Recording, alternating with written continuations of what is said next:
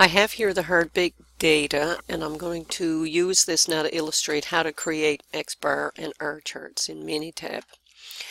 Alright, first of all, if I look at these data, I have 20 subgroups, or sorry, I've got 25 subgroups, and for each one of these subgroups, 5 samples were taken, and I'm not even sure what was measured here, hardness or something.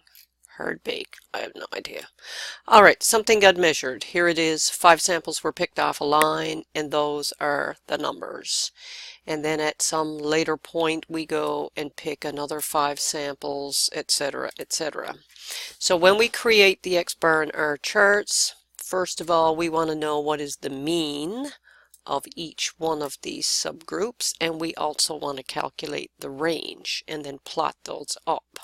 So we will do that for the first 25, and once we're content with the control chart we've created, there is another 20 subgroups that were subsequently taken, and I've just numbered them in sequence now from 26 to 45. And we're going to plot them along with the original data. Alright, so the control charts are under the Stat tab, Control Charts, and we are doing variables control charts in this case. Now we can do Xbar and R together. Your notes are showing an Xbar chart separate from an R chart.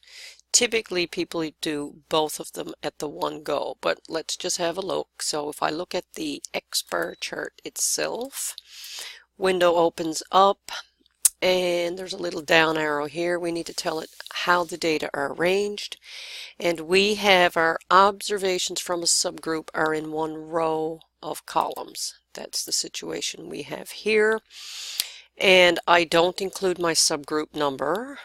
I just include my 5 samples from column C2 to C6, so I select them. Now, under your Xbar options, you should have a look at this tab, and we want it to estimate the standard deviation, but there are different ways to estimate the standard deviation. And if we want things to appear the way that they are in the notes, we're going to use the R-bar, so the average range, in order to do a calculation of the standard deviation, and how you do that is showing in your notes. So just make sure that this is turned on. Alright, I say OK to this, and I shouldn't have to do much more of anything else. Say OK, and here's my R-bar chart. Now if you were producing this for some report or whatever, then you'd want to change the name of this. So I've double clicked on this, and this is Hardbake, excuse me, bake process, whatever this represents. Oops, not hard babe.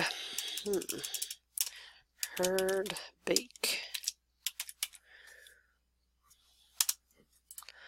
Alright, so there's my title, and when I look at this over my 25 samples, the averages are shown for each one of these, and they all fall well within my upper and lower control limits. So this looks like it's in control, so I'm happy with that.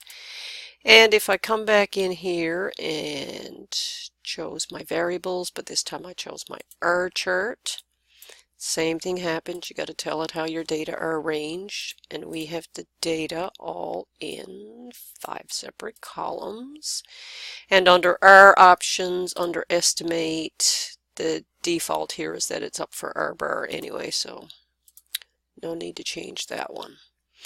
Alright, and when I look at this one, I'm interested in whether any of my points plot outside, and they don't. This one looks like it's right on the line, but it's just, if I mouse over here, by the way, it says here the range is 0.6823, but when I look at my upper control limit, it says 0.6876.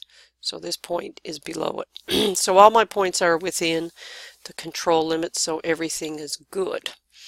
Alright, shrinking that guy down, and as I said, typically you generally don't do those separately. We might put both of them on the one chart. So again, picking samples 1 to 5, going to the options and make sure it says Xbar. Okay. And now I have the Xbar chart in the top panel and my range chart in the bottom.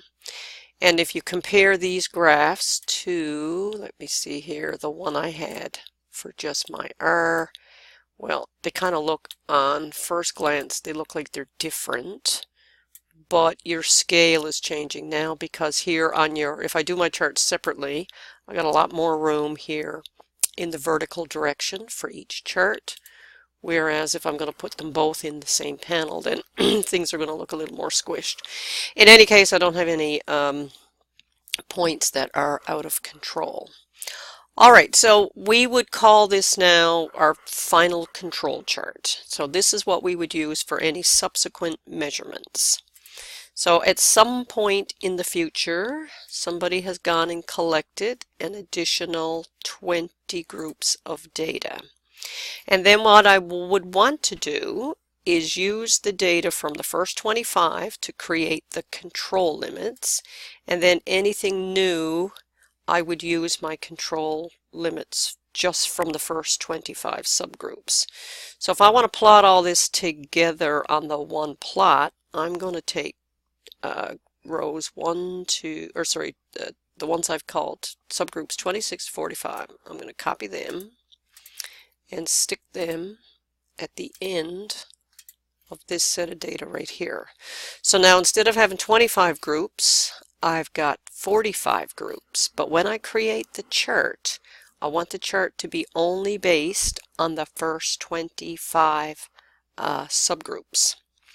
So coming back into, and by the way, if I'd never showed this to you before, there's a little white box here, edit last dialog box you had open. I'm going to do my Xbar and R chart.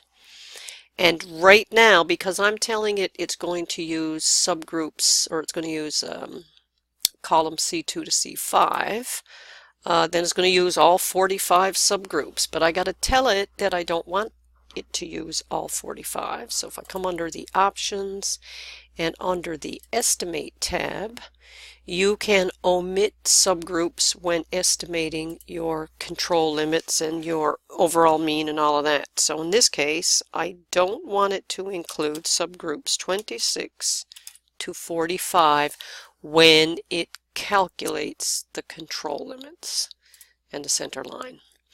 So OK to that and OK again. And now what I have here, my first 25 data points represent the data that were used to calculate these control limits. Anything that gets plotted subsequently is new data. And so I'm in control until I get to about, I don't know, maybe subgroup 37, 38 or whatever.